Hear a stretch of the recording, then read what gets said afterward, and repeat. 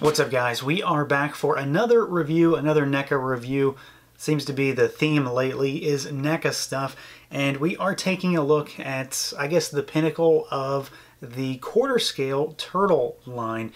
We have finally gotten our shredder, and as you can see, I've already taken this guy out of the box because I just couldn't wait to get down here to actually get started on this review. I had to get him out, and I've already taken him out. And we're not going to talk about packaging because he comes in the same kind of box all the others do. So if you've seen one, you've seen them all.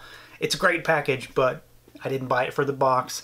This thing is very impressive. Of course, we're all waiting for those San Diego Comic-Con 7-inch figures to come out and to try to get a hold of them. But I have been eagerly awaiting the quarter scale shredder for a very, very long time.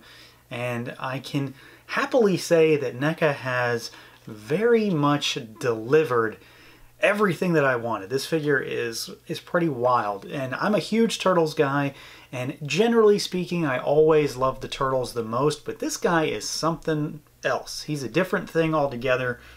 It's just a fun and incredibly awesome toy. So we're gonna get started, take a look. We're gonna take a look at Articulation.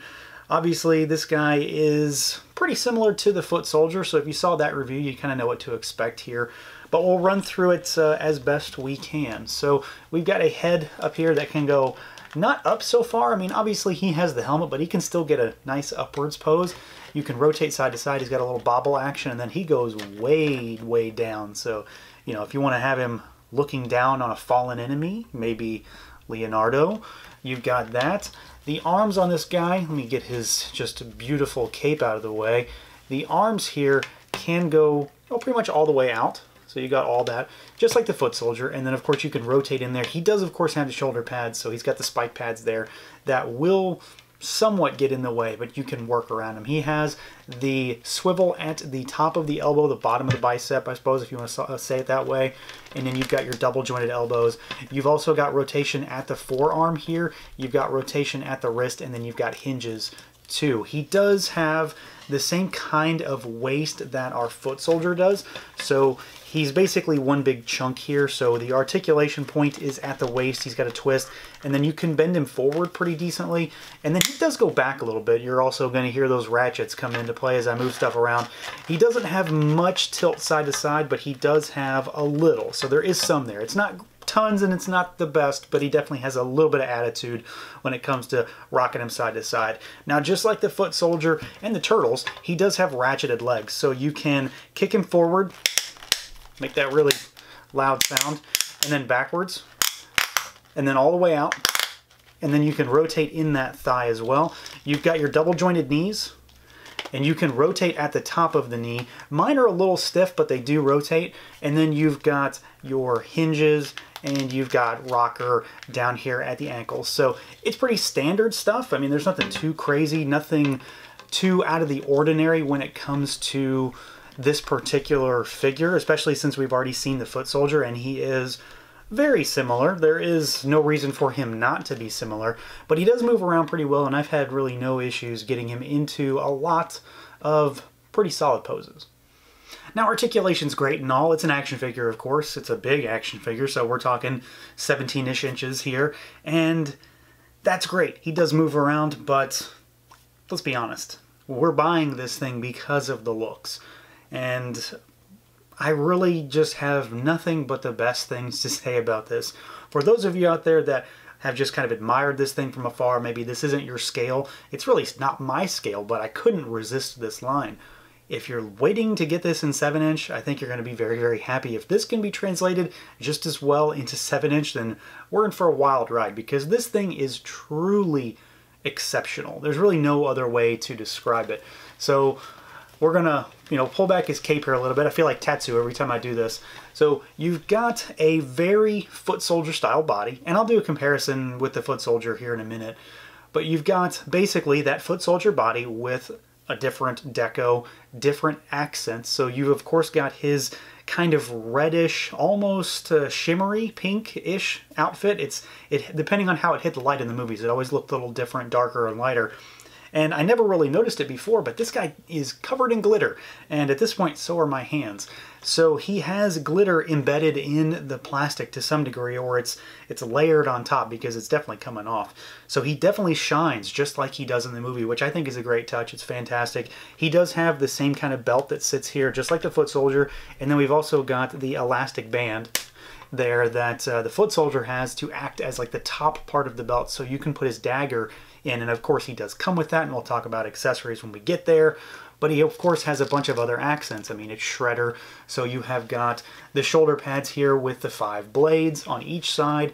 It's kind of got a cross weave pattern for the actual attachment to his suit, and then you've got the blades. They are not really sharp, but they're certainly not dull either. The same goes for the gauntlets, so you've got the 5 blades that run down, and then the hand that he comes with out of the box, the stock hand, is the one that he has the 2-claw kind of grip that he holds in the movie. So you've got this right out of the box. There is just great detail on that. This thing is massive and it looks crazy. And then of course you've got the same kind of stuff going on down here with the shin guard. So you've got the 7-bladed attachments down here. These are all free floating, so you can move them around as you rotate those joints. You can move this to kind of fill in the void where it would be when it sits on his legs. And I mean, it just looks great. There's really no other way for me to describe it. It just looks so fantastic. And the figure on its own is imposing, and it's just, you know, it's humongous and it's grandiose in scale. But when you truly get this thing out of the package, the one thing that is instantly going to jump out at you, and I'm going to speak for everybody here because I don't see how anybody could not be instantly drawn to this, is the cape. This thing is easily the crowning achievement of this figure. I don't see how it couldn't be, because this is a humongous piece of fabric. It's just layered and stitched and pleated in such a way that very much makes me think that I am standing right next to Shredder out of the movie. It is pretty fantastic, and you can do exactly what you want to do with it. You can put it over his shoulder pads just like in the movie. It can be removed, and we'll talk about that. But I mean, just look at this thing. It is metallic. It's also got a bit of a mesh on the underside, and then it's got that weird, crazy black tiger stripe pattern. For whatever reason, Shredder had this. You know, who knows what was going on with his fashion designer back in the day, but it's a crazy design, and it's just a weird looking piece of fabric that I think NECA has expertly recreated, and there's no other way to describe it. I remember Randy talking to, I'm assuming it was in the Pixel Dan interview from maybe Toy Fair, where he said that the amount of work that went into this cape was just as much as went into the figure itself. And I'm inclined to believe it, because the feel of it is crazy. It's incredibly smooth. It's silken almost. And just the pleats all in it are really, really nicely done. And it does come off, like I mentioned. There is a little clasp that sits under Shredder's neck here. And this is one thing that honestly I'm kind of worried about doing every now and again, because I don't want to rip it. You know, who knows what's going to happen. You take it off too many times, but it just comes right off. And one of the differences for this particular figure than the foot soldier is that he's got his little V thing here. This is another separate piece that sits on his neck.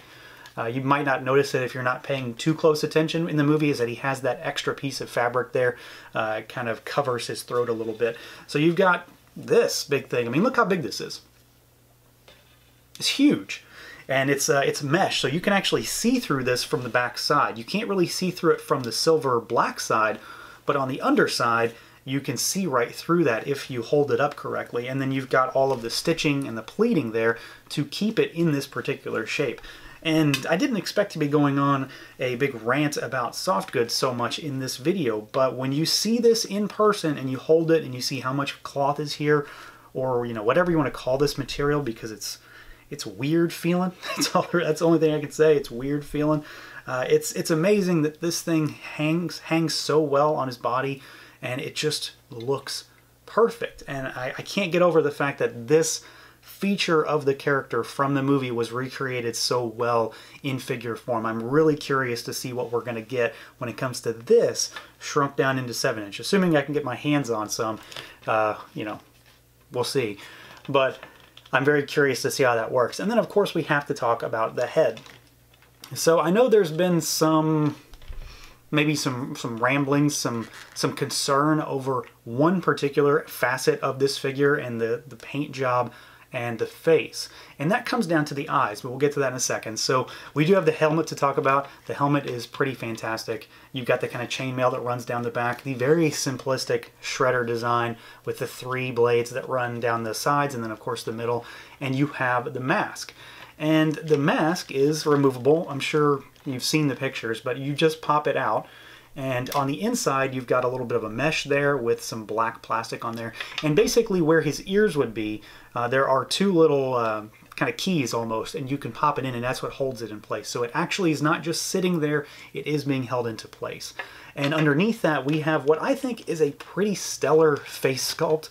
Not just because it looks so good, but because you have all of that scar tissue under there that's really nicely done. It's very grisly, very gruesome, and then you've got what some folks have kind of raised concern about when it comes to the eyes, because the pupils do sit at the top of the eye. And I'm not so sure that it's really a problem now, that because I was concerned. It looked kind of odd in some instances, and sometimes I think that's because this mask is actually slightly oversized, and that's not a problem with the figure. The mask in general for Shredder, if you watch the movie again, this thing's pretty big. So I think it kind of accentuates a certain look on the face when you're looking dead on. When you've got this guy in hand, I don't really think you're going to see any problems with the face. I have 0 paint app issues on this figure in any capacity, not just the face, but the whole body. So this thing is really nicely done. The eyes are definitely different. This was done for a reason, and it's exactly how it looks on all the product shots. The exact same thing that we've seen from all the promos and the prototypes and all that stuff. I just think that it's a slightly different look, and now that I look at it in person and I've got it here in front of me, it looks fine. So any concern I had with the eyes and sort of how they're positioned, I think it's more of just a thing where this might be kind of throwing off the face in general in some ways, and that's not uncommon for the movie itself. And it's just something that looks a lot better in person than it ever did in any promo shots. It's something to be seen and held in your hand, and you will not be disappointed, I'm sure. Now, like I mentioned, here is our Shredder with our foot soldier, and you can see, I mean, it's from a cursory glance alone, you can see that they're very similar toys. They are distinct in their appearance, but you can see when you look close that, yeah, it kind of makes sense that there would be a lot of reuse between the two. I have 0 issues with that. It makes no difference to me. This still looks just like the Shredder, and then it's like, yeah, he kind of wears the same kind of uniform. Why wouldn't he? It's all the same kind of stuff underneath. We've just got a black version with less accents, and you've got the red version with all of the Shredder stuff on it. And then here he is next to Leonardo, so you can see that, just like the foot soldier, they're in scale-ish, sort of. I still think that they're a little too similar in some ways. The turtle should be maybe a slight bit shorter, but I understand why the scale exists this way. So, have them duke it out, have them fight. You can use that joint that allows his head to go way down to have him, getting ready to kill Leonardo, but I think they look pretty stellar next to each other. I've had him not long enough to really get all of this quarter scale set out and really do what I want to do with it, but I'm very much looking forward to being able to throw all of these figures next to each other, because it's undeniable that this is going to be one hell of a display once you have 4 turtles, I guess the baby turtles too, because I've got those, and then both the foot soldier and Shredder, and however many foot soldiers you have, but they definitely look great next to each other. And yeah, it's one of those things where the scale and the size and the breadth of what these things are really doesn't come into light, so to speak, until you've got them right next to each other, right in front of your face. Now, as far as accessories goes, Shredder has, I'd say, just about everything he needs. I'm not really missing anything here. We've got hands, of course. There are always extra hands with these. So you've got an extra right hand, which is just a gripping hand. You've got a left hand, which is a gripping hand, but, of course, these have the kind of bladed grip on them. You've got an extra left hand that's open palm, kind of a splayed finger hand. We saw this with the foot soldier, similar to what we got with that. And then you've got a right hand to go along with it.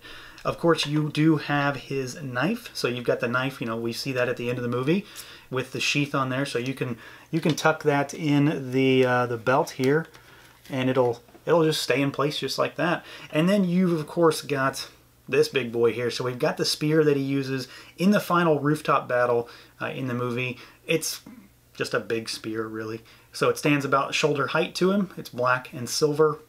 It's really heavy, surprisingly, and he holds it just perfectly. It really really poses no issues in being held. So this is a pretty solid recreation from the film. So he comes with, you know, four extra hands, and then you've got the dagger and you've got the spear. You really can't ask for too much more on top of all the other stuff he's got with that crazy cape, and then of course with the mask. So overall, this is without a doubt an amazing action figure.